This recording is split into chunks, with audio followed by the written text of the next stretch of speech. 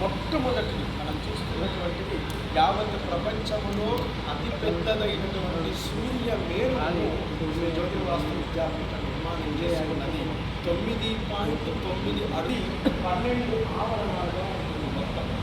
మీరు చూస్తే పైన మొత్తం కనపడుతుంది. దాని తర్వాత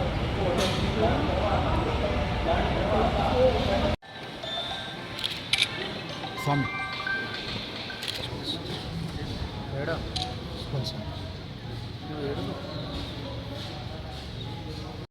చూస్తూ ఉన్నారు మీరంతా. దాన్ని సూర్య మేరు అని అంటారు. సూర్యుడిని ఏ విధంగా ఆరాధించాలంటే ఉపాసనా క్రమంలో యంత్రము రూపములో ఆరాధించాలి. సూర్య యంత్రం వేసి అరుణము చేత సౌరము చేత ఎవరైతే నమస్కారాలు చేస్తారో వాళ్లకు మహావ్యాధులన్నీ కూడా నశింపబడతాయి. ప్రప్రథమమైనటువంటి సూర్య యంత్రము అనంటే మనకు 2x2 పొడవు ఇంటూ వెడల్పు ద్వితీయంగా ఉండేటువంటి నిర్మాణాన్ని భూప్రస్థరము అని అంటారు. యంత్రాలు రెండు రకాలుగా ఉంటాయి. ఒకటి భూప్రస్థారము, రెండవది మేరు ప్రస్థారం. పొడవు ఇంటూ వెడల్పు 2 డైమెన్షనల్గా ఉండేదాన్ని భూప్రస్థారం అని అంటారు. త్రిమితీయమైనటువంటి నిర్మాణాన్ని మేరు ప్రస్థము అని అంటారు. దీనికి పొడవు ఇంటూ వెడల్పు ఇంటూ ఎత్తు ఇట్లా ఉంటుంది యంత్రం. దీన్ని మేరు అని అంటారు. మొట్టమొదటిది మనం చూస్తున్నటువంటిది యావత్ ప్రపంచములో అతి పెద్దదైనటువంటి సూర్య మేరును శ్రీ జ్యోతిర్వాస్తు విద్యాపీఠం నిర్మాణం చేసి ఉన్నది. 9.9 అడుగుల ఎత్తు కలిగినటువంటి మహామేరు. ఇది 12 ఆవరణాలుగా ఉంటుంది మొత్తం. మీరు చూస్తే పైన వృత్తం కనపడుతుంది. దాని తర్వాత త్రికోణం, దాని తర్వాత వృత్తం, దాని తర్వాత షట్కోణం, దాని తర్వాత 5 వృత్తాలు, దాని తర్వాత అష్టకోణం, దాని తర్వాత వృత్తం, దాని తర్వాత ద్వాదశ కోణం, గోపురత్రయం. ఇవి మొత్తం కలిపితే 12 ఆవరణాలుగా ఈ యంత్రం ఉంటుంది.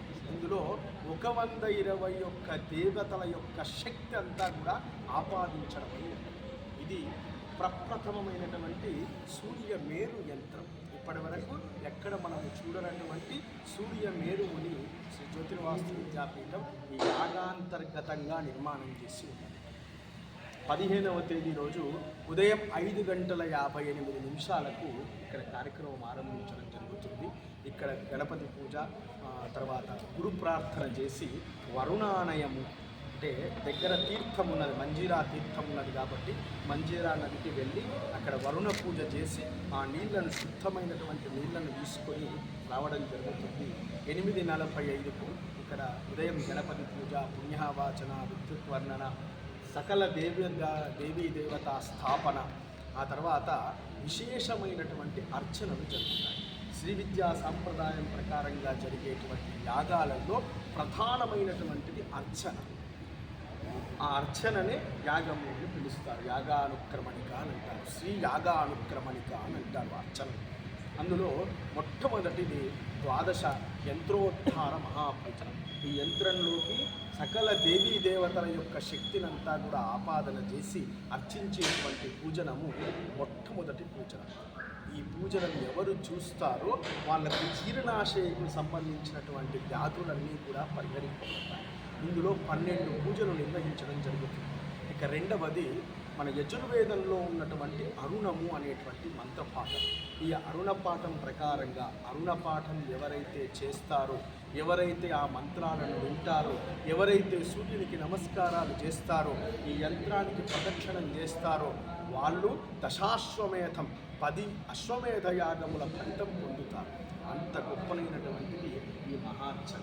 ఇట్లా 12 అర్చనలు.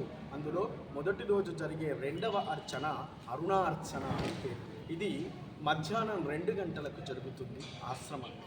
ప్రతి అర్చన తర్వాత తీర్థ వితరణ వచ్చినటువంటి ప్రతి ఒక్కరికి, ఈ ప్రాంగణంలో ఉన్నటువంటి ప్రతి ఒక్కరికి ఆ అమృత పాత్ర అని అంటారు. శ్రీ విద్యా సాంప్రదాయంలో పాత్రార్చనలు చేస్తారు. ఒక్కొక్క దాంట్లో అమృతయుక్తమైనటువంటి శక్తిని ఆవాహన చేసి ఆ తీర్థాన్ని వచ్చినటువంటి భక్తజనులకు అందరికీ కూడా అందజేస్తారు. దాన్ని శ్రీపాత్ర అని అంటారు. ఆ శ్రీపాత్ర తీర్థాన్ని ఇక్కడ ఉండేటువంటి ప్రతి ఒక్కరికి కూడా అందించడం జరుగుతుంది. అదేవిధంగా విశేషమైనటువంటి ప్రసాదాలను 108 ప్రసాదాలను సిద్ధం చేస్తారు. ఆ 108 ప్రసాదాలను కూడా వచ్చినటువంటి ప్రతి ఒక్కరికి కూడా అందజేయడం జరుగుతుంది. ఇది యాగ గమనిక. ఇక రెండవ అర్చన అరుణార్చన. ఈ అరుణార్చన ఎవరైతే చూస్తారో వాళ్ళకు దీర్ఘకాలిక వ్యాధులన్నీ కూడా ఉపశమింపబడతాయి. తర్వాత అరోగత్వం కలుగుతుంది. అంటే రోగములు రానటువంటి దేహము ప్రాప్తవుతుంది. ఆ రోజు జరిగేటువంటి మూడవ అర్చన సాయంకాలం 7:02 ప్రారంభమవుతుంది. ఇక్కడ అది సూర్య సహస్రనామార్చన.